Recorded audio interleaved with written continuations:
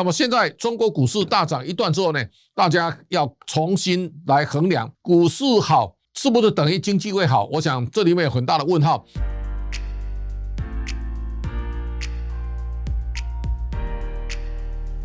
各位财讯的观众朋友，大家好，我是谢金河，欢迎再度收看老谢开讲。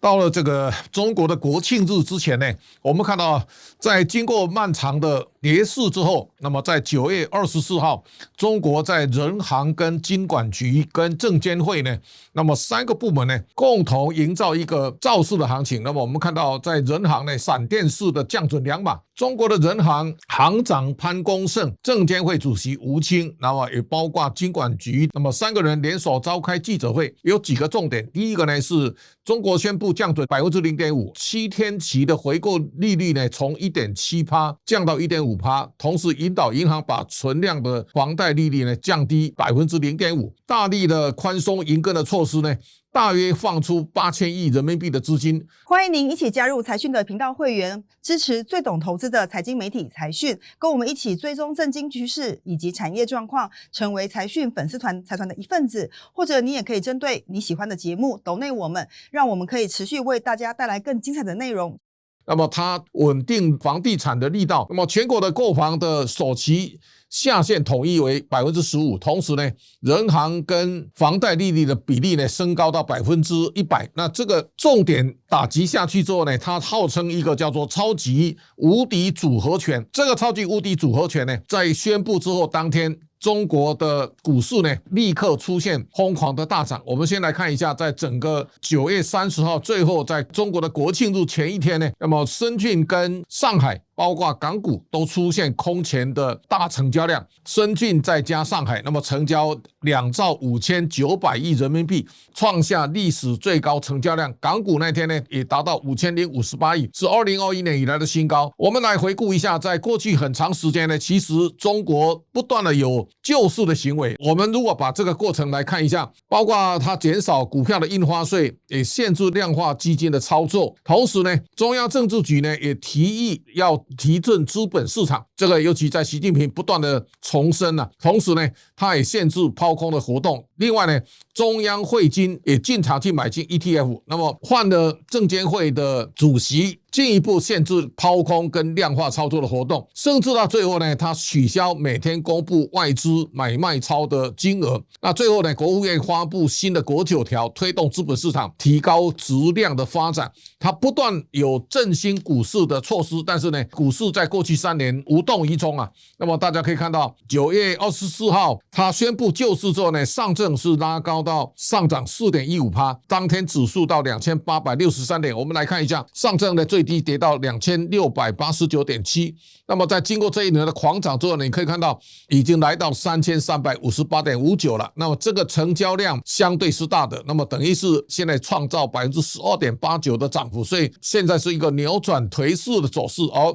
深圳的成分指数呢，在9月30号呢，深圳成交量1兆4252亿，那么它已经到10556点，最低的时候呢 7908.52。 我们看到最后一天呢，深圳市场它是上涨 10.67%， 而整年到9月30号呢上升了1055点，而沪深300现在从3145一口气到4038.7， 它等于是确立了单脚式的一个弹升。而这个弹升呢跟中国的基本面没有关系，而是一个整个市场造势当中的无稽之谈。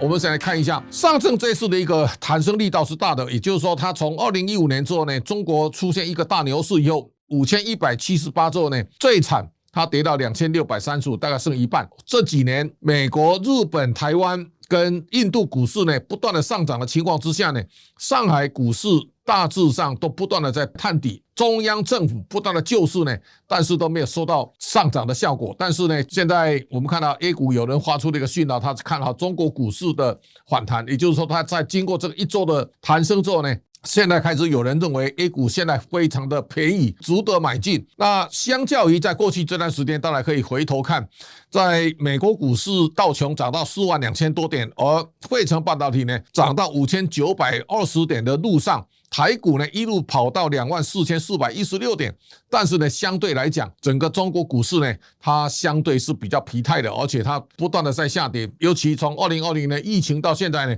它始终是抑振华丽。那么现在呢，它突然之间呢连续喷出大涨，各种看法都出来了，尤其像瑞达利尔是桥水创办人，他说如果中国的政策制定者能够宣布不惜一切代价需要用尽所有的力量呢去杠杆，然后呢把债务解决，在经过这一周的大涨之后呢，市场专家都有很多的对策，但是呢也有一些异常讯号，上市公司呢密集转股给私募基金。同时呢，我们也可以看到提出警告的 Steven Roach 呢，他说市场面临两只黑天鹅的袭击，包括中东战争啊、美国经济的衰退了，大家可以想象得到，最大的要注意的。A 股的50家公司的大股东都宣布减少持股，而另外一个呢，因为中央积极做多，很多股民以为大行情又来了，所以他们认为说，如果涨势能够持续的话呢，对整个中国的经济呢会带来比较正面的帮助。我们来看10月2号呢，港股大涨1300多点，这个涨了1300多点，今年累计的涨幅31.6%，完全超越了台股的24.8%。香港人都非常开心，你可以看到有非常多的个股其实涨幅都很惊人，你看到9月份上涨的397%，那这个都是在过去一段时间跌势非常猛烈的个股，那么现在是出现一个牛市般的巨大的反弹，所以台股呢，我们在去年的10月28号加权指数呢正式超越了港股，那么现在在10月2号那一天呢，那么台股放台风假，港股呢又超车台股，两个在22000点附近呢在拉锯，这个拉锯我们现在可以看到香港股市的成交量呢到了5058亿港币大家可以看到过去一段时间香港是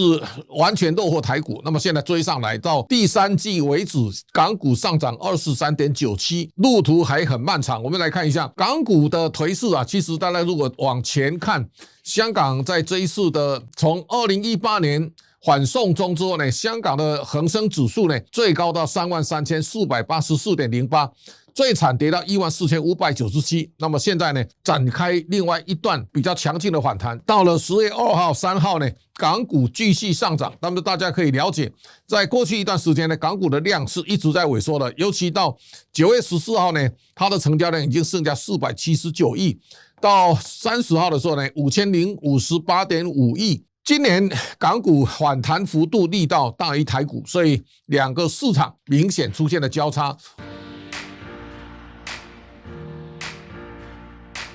我们也看到，在港股大幅上涨的情况之下呢，这一次阿里巴巴股价已经到了112了，它最惨62块半。整个反弹的过程当中呢，腾讯的马化腾跟阿里巴巴的马云呢，身价都跟着水涨船高。那么我们看到，在绩优股当中涨势受到瞩目的像美团最惨掉到69块左右，那么现在呢反弹弹升到200以上了，代表香港有竞争力的公司呢，股价出现非常大的强力的弹势。而跟 AI 有关的商汤最惨剩下6毛，那么现在大概跌到2块钱左右，所以跌升股在反弹。法国巴黎银行在讲说，外资将资金重新配置回中国，有关转变仍然处于初生阶段。摩根士丹利呢讲，中资股反弹进入第2阶段，还有10%到15%的涨幅，也就是说股市泡沫正在酝酿，最坏情况会重演2015年的崩盘。那富瑞在讲，中央刺激措施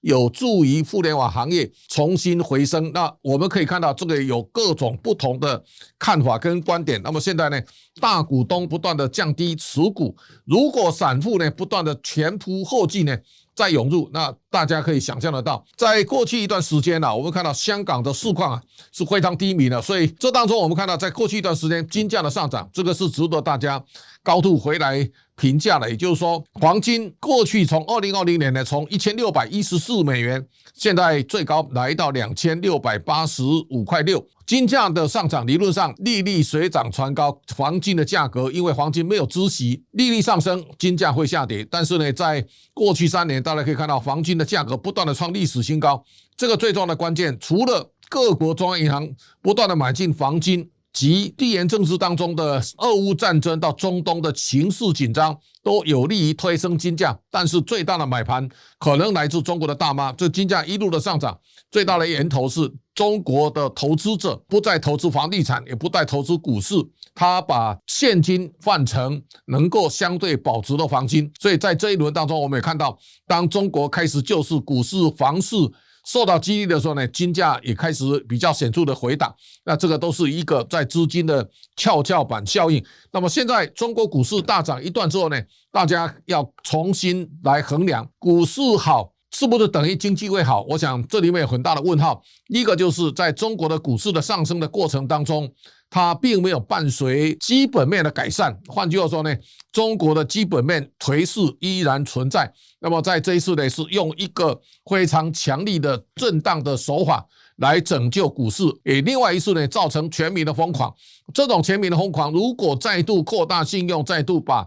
所有的筹码都压在股票市场里面，当资金又再一次呈现大规模外逃的时候呢，中国股市还会再呈现另外一个回合的下跌。我认识一位中国的这个投资家，8月底的时候来到台湾跟我吃一顿饭，那么他也在询问中国股市什么时候会反弹。我告诉他说，当美国开始降息的动作开始出来的时候呢，大概就在那个10点。那么现在看起来，美国在9月18号宣布降息2码，中国在9月24号呢立刻采取救市的行动。我相信这个救市的行动呢，大致上还可以继续再持续，但是要观察一下。第一个呢，现在在美国挂牌的像阿里巴巴、拼多多，再到京东、百度、网易，当中国的国庆日呢要到10月8号才恢复交易的空档期，这一些在美国上市的中资股股价表现到底好不好？第二个呢，香港已经重新开释了香港的追价率要高度考量，也就等于它到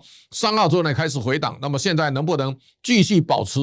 勇往直前的态势？第三个呢，在国家救市的力道当中，它的基本面它并没有跟上，所以这个反弹叫做无稽之谈。这个无稽之谈能够有多大的持续力、持久力，都在值得大家观察。向上弹升不代表经济基本面有好转，这个是未来中国经济在调整过程当中大家会经常看到的情况。那么今天也提醒大家，当中国股市不断大涨的时候呢，保持一种高度的戒心，我相信是有必要的。今天老谢开讲到这边告一段落，感谢大家的观赏，下周同一时间请大家继续收看。